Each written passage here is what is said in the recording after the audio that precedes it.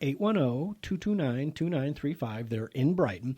And they've got some actually really cool locally type things that you can do. They've got an event going on to see Beautiful, the Carole King musical, and that's Thursday, December 15th at 8 p.m. at the Fisher Theater. And a round-trip motor coach is included, snacks and beverages on the bus, reserved seats and gratuity to the driver. It's $135 a person to go see the show downtown. So it's a great way to go. And they also have, if you're a rug hooker,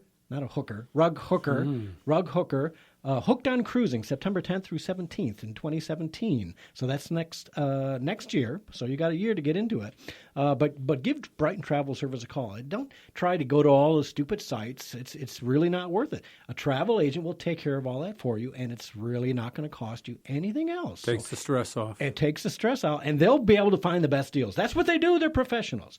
810-229-2935. Give them a call up at Brighton Travel Service. Okay.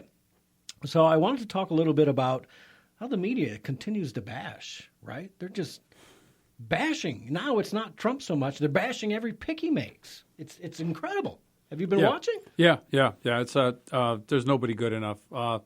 You know what really cracks me up is they get on to Jeff Sessions and they say, oh, he made this comment 30 years ago, and they totally one little comment. And they totally neglect the fact that they had a grand wizard of the KKK as Robert Byrd, and they celebrated him in Congress. Yeah. You know? Yeah. The hypocrisy is unbelievable. Let's take a call from Mike, who's been waiting on line 2. Mike, welcome to the show. Yeah, well, while I've been waiting, I've missed 3 Wisconsin touchdowns, guys. You know, I mean, I've got a nail-biter there, Wisconsin 42, Purdue 10, so I got to go back there and watch this nail-biter. First of all, let's leave the Electoral College alone, folks. Let's not play any kind of games with it. It's worked out fine. We won the White House. We've got control of the government, at least for the next 2 years. So just leave it alone. You know, when people start playing with something that the Founding Fathers created and has worked fine, don't touch it. Yeah. Well, now, Mike, everything I'm hearing from everybody, everybody's crying. My God, did we win the election or did we lose it? Did we not save the country from Hillary Clinton and the Democrats and the Communist Party of the Democrats? We saved it. Yeah, the country's on a fine road. Give the man a bloody chance, for God's sakes. Yeah, right away, everybody's, well, he didn't do this. I don't like his picks here. I don't want this guy. Hello, folks. He has just been elected about 10 days ago, and everything he's picked so far has been fine. Sessions is great. Pompeo is great. Flynn is great. And you know what? You're talking about cleaning a swamp. I want him to drain the swamp. I want him to clean and sanitize that swamp. And you notice some of the people that have backed out suddenly, like Rogers, Newt Gingrich. None of these guys wanted to sign the document and the pledge that they're not going to be on K Street, right away after they leave the government. That for at least 5 years they can't be lobbyists. That guy is doing his job. Period. Yeah, let him alone. Let him do it. We'd be crying in our beer right now if it had gone the other way, wouldn't we? Yeah, and it's amazing what the media is doing, too, because they're saying, oh, his transition team is in flux and blah, blah, blah, it's a disaster. Even David Axelrod said, no.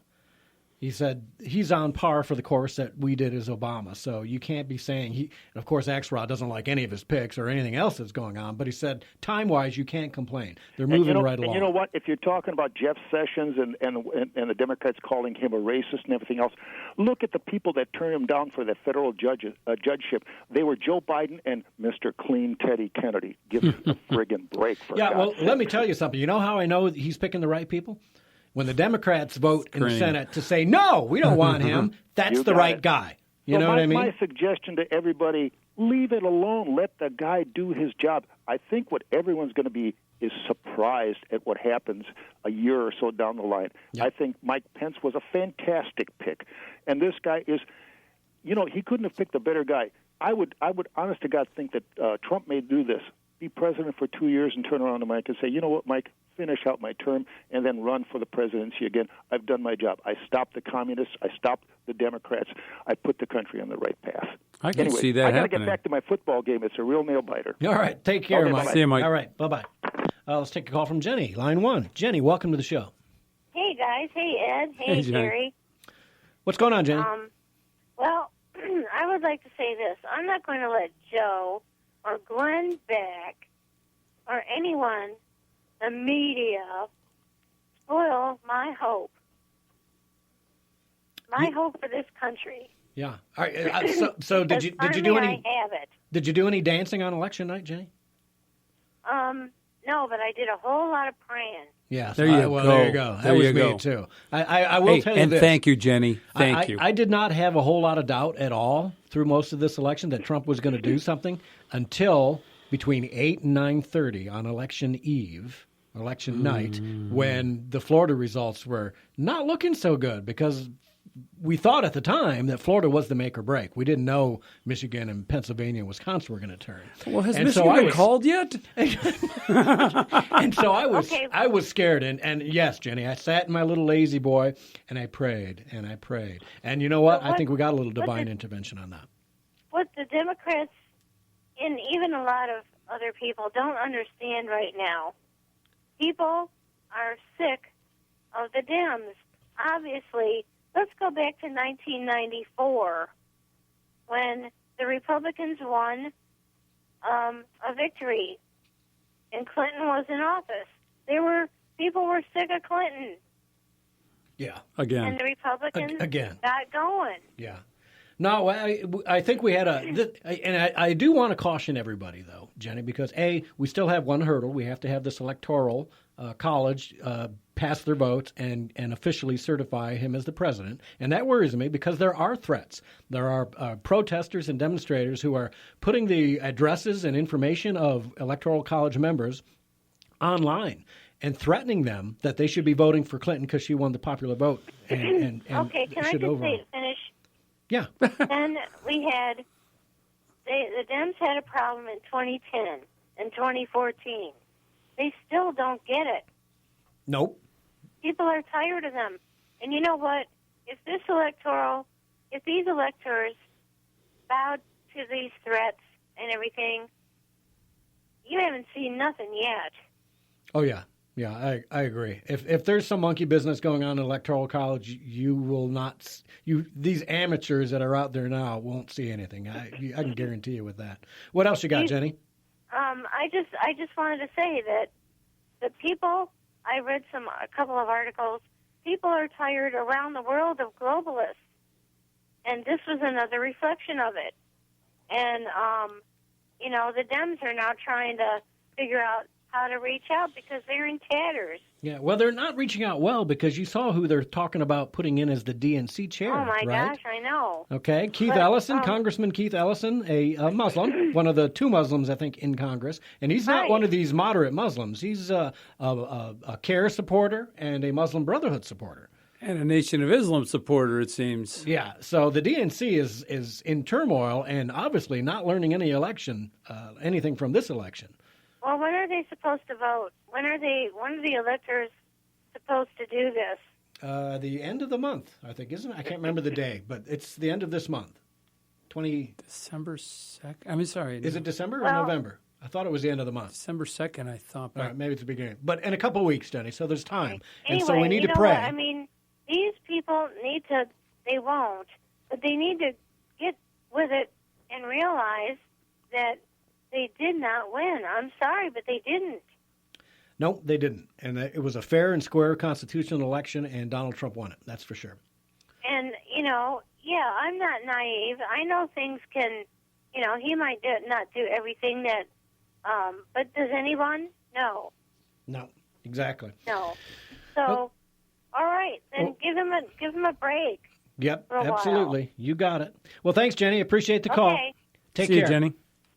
All right, so speaking of praying, and pray for our country and pray for these protests to hopefully stop, that nobody gets hurt, let's do a little plug for Pastor Rick is going to be behind the pulpit tomorrow at Cornerstone Baptist Church. That's 712 Grand Boulevard in Ypsilanti at 11 a.m. I think he was there last Sunday, too. He invited me to go, and unfortunately, if you I have my own church to go to. I'd sure like to see him you preach. want to change up your Sunday ritual a little bit, go see Pastor Rick at the Cornerstone Baptist Church, 712 Grand Boulevard in Ypsilanti. He's going to be out there. 11 a.m.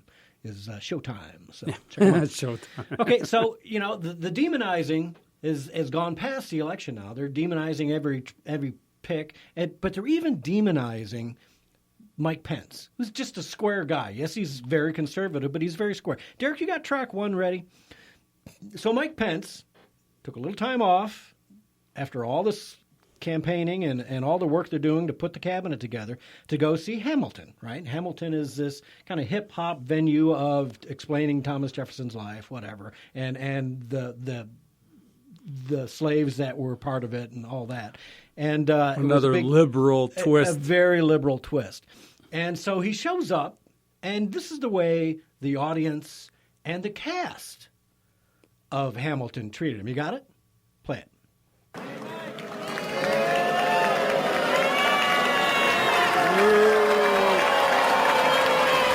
You know, we had a guest in the audience this evening. And Vice President-elect Pence, I see you walking out, but I hope you will hear us just a few more moments. There's nothing to boo here, ladies and gentlemen. There's nothing to boo here. We're all here sharing a story of love. We have a message for you, sir. We hope that you will hear us out. And I encourage everybody to pull out your phones and tweet and post, because this message needs to be spread far and wide, okay? Vice President-elect Pence, we welcome you, and we truly thank you for joining us here at Hamilton and American Music. We really do. We, sir, we are the diverse America who are alarmed and anxious that your new administration will not protect us, our planet, our children, our parents, or defend us and uphold our inalienable rights, sir. But we truly hope that this show has inspired you to uphold our American values and to work on behalf of all of us. All of us.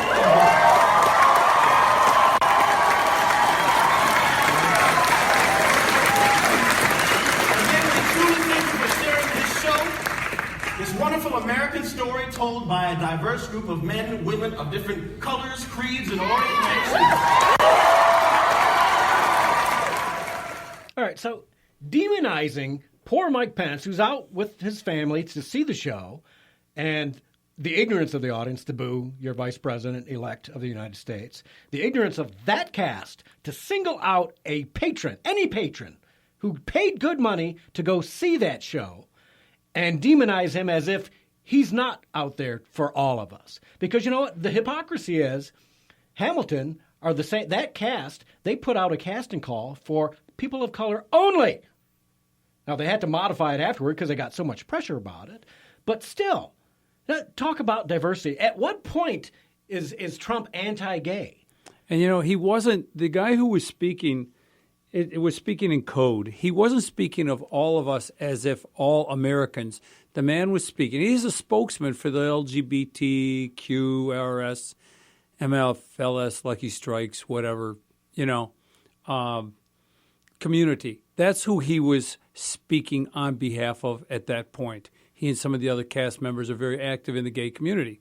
And, you know, they're attacking. And I'm not sure they were attacking. I think it was like a plea. I will notice there was a little like he was asking the audience not to boo. Let's be respectful. But he was chastising him, you know, and that's just – it's inappropriate. We're here to – it's what, Laura Ingraham, shut up and sing, you know? You know, you want to say that, don't do it when he's there. You can say it as publicly. This is a plea. Take out your phones and do it. But don't do it right there. You're just embarrassing the man in the stadium or in the arena or whatever, the theater, you know? And that's wrong. And here's what really blows me away.